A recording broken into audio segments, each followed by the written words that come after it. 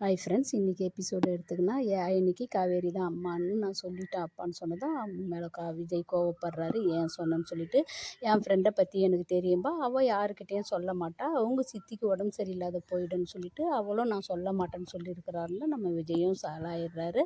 இந்த இடத்துல சாரதா பாட்டி வீட்டுக்கு போகலான்னு சொல்லிட்டு அம்மு தொல்லை பண்ணதும் வேணாம், அவங்கள தொந்தரவு பண்ணக்கூடாதுன்னு தான் உடனே வந்து சாரதா பாட்டிக்கு ஃபோனை போட்டு நான் வந்தால் உங்களுக்கு தொந்தரவா பாட்டின்னு கேட்குறா.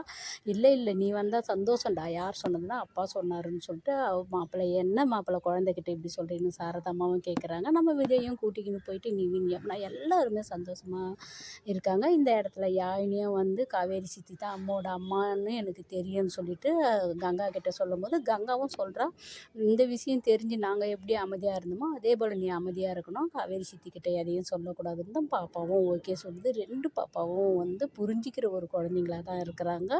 இந்த இடத்துல விஜய் போனதும் காவேரியை கூப்பிடுறாங்க. அம்மு வந்து பாரு யார் வந்துக்கிறது, கெஸ்ட்டு வந்துக்கிறாங்கன்ட்டு ஓடியாந்து கட்டி பிடிச்சிக்கிறா அம்மா. அவ்வளோ ஒரு சந்தோஷமாக பேசும்போது நம்ம விஜய் வந்து ஃபோன் வருதுன்னு முகத்தை ஒரு மாதிரி வச்சுக்கின்னு வெளியே வந்ததும் காவேரி புரிஞ்சிக்கின்னு பின்னாடியே வந்து எங்கள் வீட்டில் இருக்கிறவங்க கூட எல்லாருக்கிட்டையும் சந்தோஷமாக பேசுகிறீங்க, சிரித்து பேசுகிறீங்க, நான் பேசலாம் மாட்டேன், என்னை அவாய்ட் பண்ணிவிட்டு ஏன் இப்படி இது பண்ணுறீங்க, ஏன் நான் பேசுகிறத அவாய்ட் பண்ணுறீங்கன்னு கேட்கும்போது நம்ம விஜய், நீ என் குழந்தையோட மிஸ், அவ்வளோதான், உங்ககிட்ட என்ன பேசுறதுன்னு சொல்லிட்டு சொல்கிறாரு.